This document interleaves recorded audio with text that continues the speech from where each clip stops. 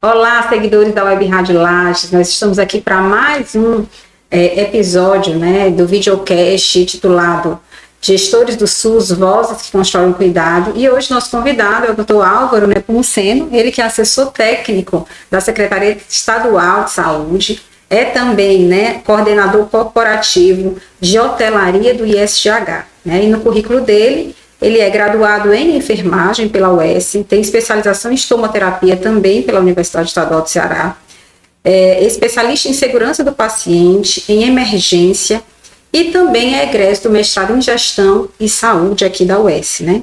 Então, seja bem-vindo, doutor Álvaro, ao nosso episódio do videocast. Olá, seguidores. Obrigado pelo convite, doutora. Estou aqui para colaborar da melhor forma possível, com a minha experiência, né? Minhas palavras. Muito bem. Esse videocast é uma iniciativa da Web Rádio Lages, né, em parceria com o mestrado em Gestão e Saúde, e ele tem por objetivo dar voz aos gestores que trabalham no SUS, né, para compartilhar suas experiências de formação, suas experiências na construção do SUS, né, de qualidade. Então, eu queria inicialmente, doutor Álvaro, que você me dissesse como foi que você chegou na gestão, né, como foi o seu caminho até chegar à gestão, até ser assessor técnico da Secretaria de Saúde. Na graduação, eu sempre tendi para esse lado, né, da gestão, até mesmo pela minha própria orientadora de trabalho de conclusão de curso, né, que já me espelhava nela, né, que é a doutora Ilse Tigre. Então, e aí na assistência eu pude visualizar, né, alguns gestores nos quais eu pude ter como referência, né? Então, assim, quem me descobriu, na verdade, foi uma das diretoras, na época, que era minha coordenadora, na UPA da Praia do Futuro, né, que disse que eu tinha essa veia, vamos dizer assim, para a gestão, né?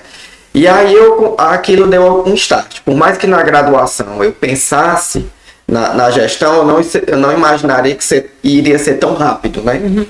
E aí eu comecei como coordenador de enfermagem da UPA do Canidezinho, né, onde eu atuei por 5 anos, no ISGH, e em seguida eu fui convidado para ser coordenador corporativo de hotelaria pelo ISGH também. E isso tem 2 anos, né, que aí eu fui convidado. E aí eu estou nessa frente, né, no ISGH hoje, na hotelaria, como servidor público. Eu estou como assessor técnico na administração central da SESA, né, que colaboro com a gestão, né, das unidades da região de Fortaleza, né, que são geridas pela SESA, pelo SUS.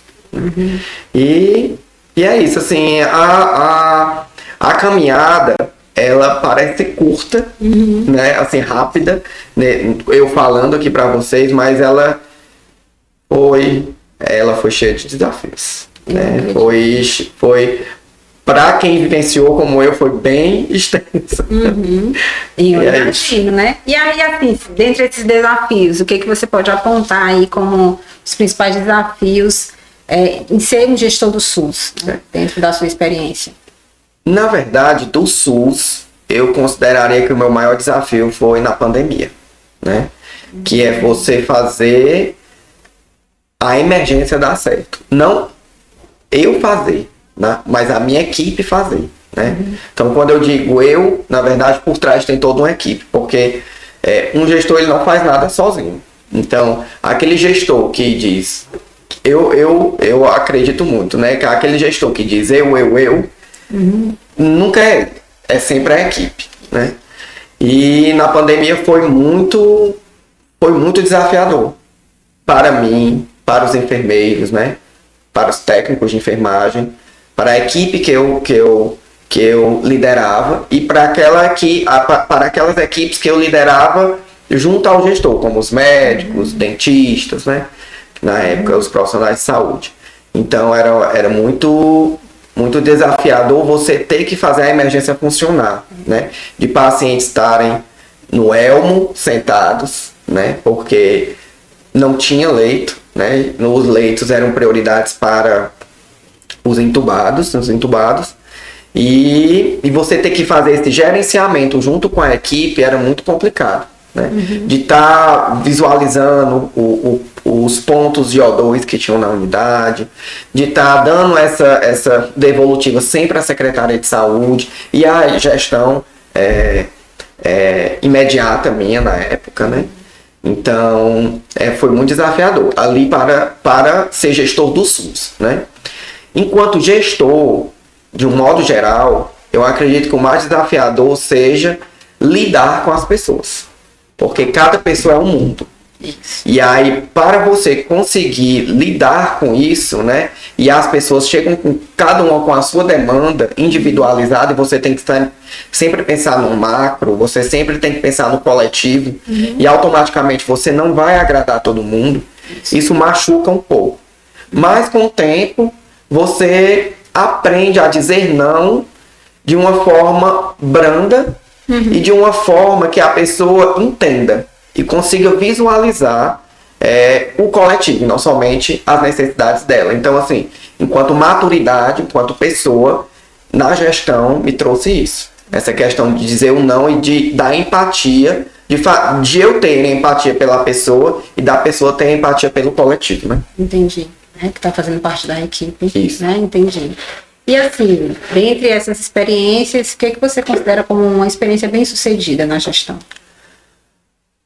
Eu acredito da minha trajetória, né? Por eu ter começado a fazer gestão em uma unidade de pronto atendimento, um pequeno equipamento de saúde, né?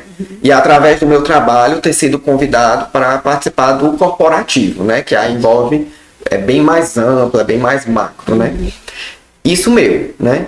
E com relação a evolução que a gestão trouxe, como eu falei, eu aprendi a lidar melhor com as pessoas. Entendi. Eu aprendi a escutar melhor, a ouvir, né? A olhar nos olhos, né? A entender a pessoa, a ser menos impulsivo, né? A tomar uma decisão sem usar muito sentimento, também não usando só a racionalidade, mas de uma forma mais equilibrada. Lógico que nem sempre, 100% das vezes isso acontece. Mas ela me ajudou muito a evoluir enquanto pessoa mesmo. Entendi. Nas minhas relações. Seja na minha relação familiar, seja na minha relação amorosa, seja na minha relação com os meus amigos, com os colegas de trabalho, amigos de trabalho, enfim. Entendi. O tema das relações interpessoais, eu acho que veio muito à tona depois da pandemia, né? A questão da saúde mental do trabalhador. Então, quando a gente fala nas relações humanas, a gente toca também o tema da saúde mental, né, dos profissionais de saúde, que eu acho que esse também foi um grande desafio para você, né, enquanto gestor, né, no tempo da pandemia. Então, diante de tudo isso, o que você, assim, você é egresso do mestrado em gestão em saúde, né? Então, também disse que lá na sua trajetória acadêmica teve uma professora, a professora Ilse Tigre, que inclusive, né, ela também esteve na formação do mestrado em gestão em saúde, né? Junto com a professora Salete, elas trabalharam na consolidação desse mestrado, estiveram à frente da coordenação nos anos iniciais, né? Hoje ela, né, já está aposentada, mas eu tenho certeza que ela ficará feliz em ter a oportunidade de ouvir esse videocast, vendo o egresso dela brilhar aí na gestão. E assim, qual a influência da formação, né, para a sua atuação como gestor? A enfermagem, eu vou começar da graduação, né? A enfermagem, ela já nos forma enquanto liderança. Porque você já sabe que quando você terminar a graduação, você vai liderar uma equipe pequena, na maioria das vezes, né? Que são os técnicos de enfermagem.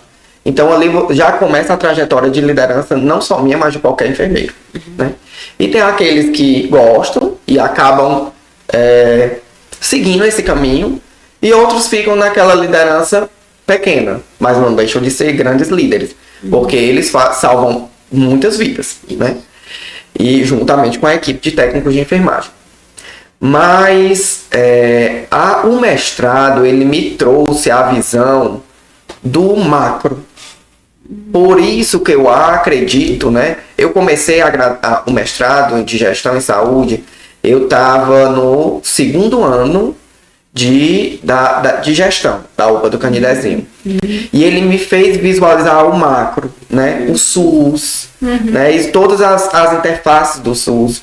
E aquilo que a UPA, que é um pequeno equipamento de saúde, mas ao mesmo tempo ela é grande pelo volume de pessoas, de usuários.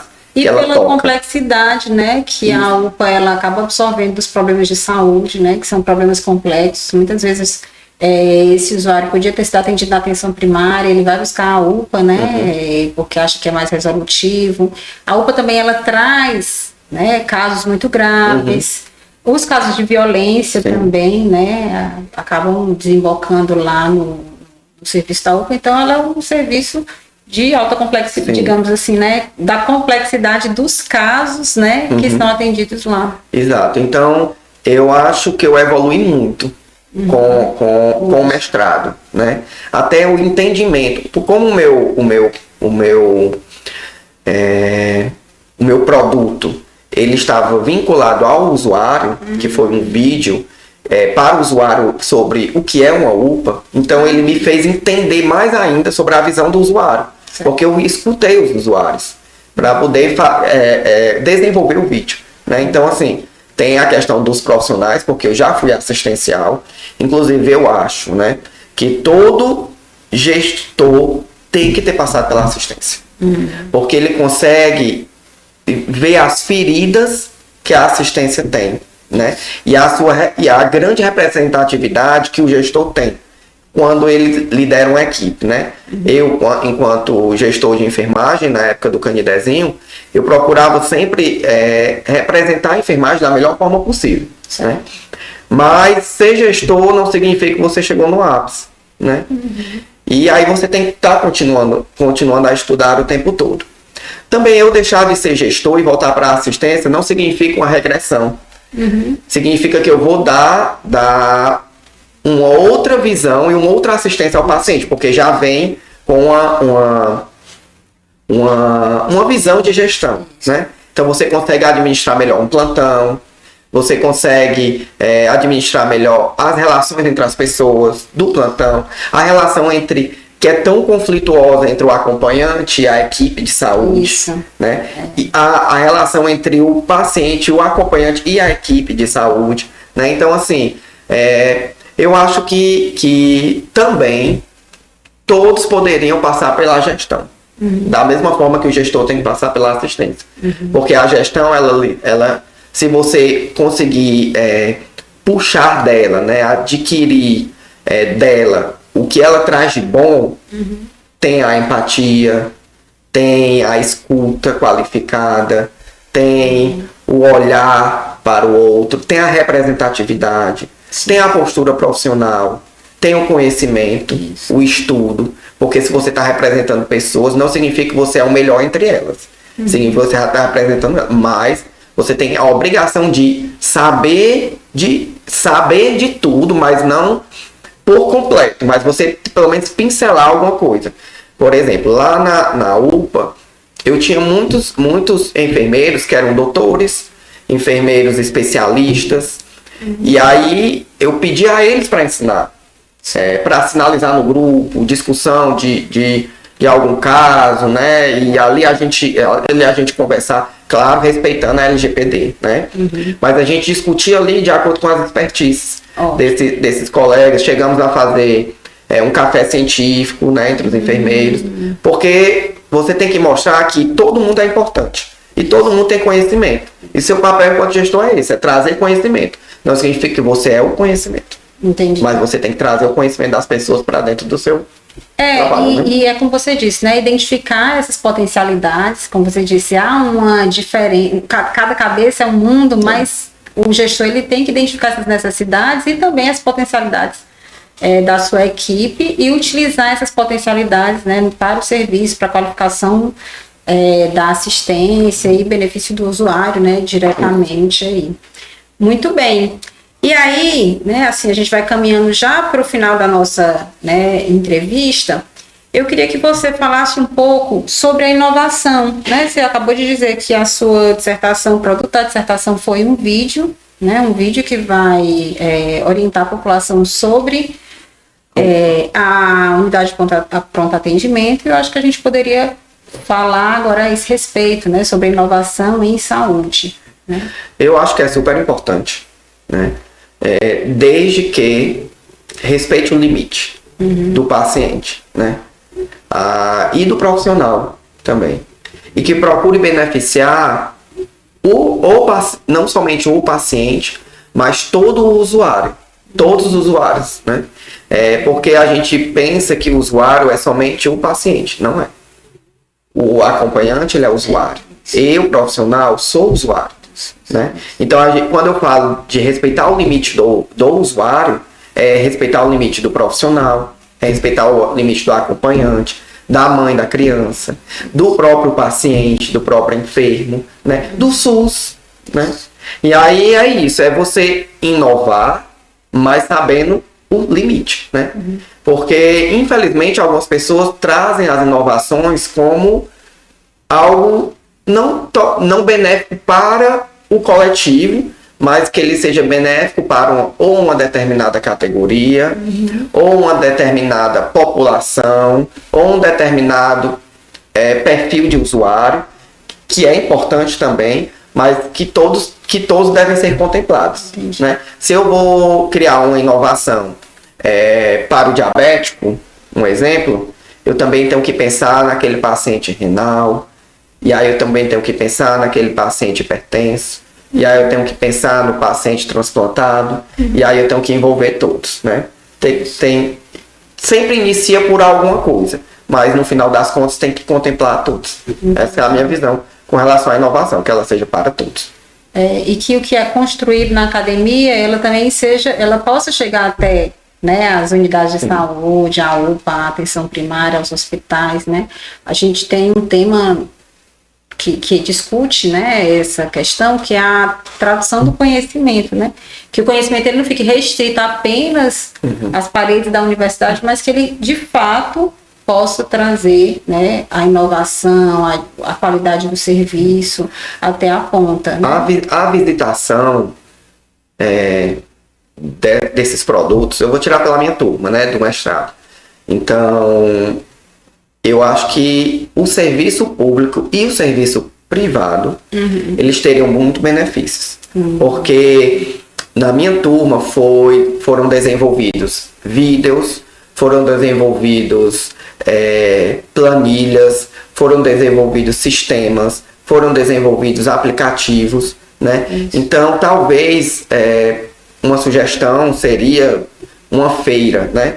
Sobre o desenvolvimento desses produtos, né? E que tanto os gestores do SUS como os gestores privados, eles tivessem acesso, né, fácil a essas informações e pudessem levar para o seu trabalho. Porque quando a gente faz um produto, a gente sonha e visualiza ele chegando onde a gente queria que chegasse. Né? Seja um gestor, seja uma gestão como uma secretaria de saúde, seja o usuário, seja um congresso, né? Porque tem alguns que são mais voltados para congresso, né? Para artigos, desenvolvimento de artigos, enfim.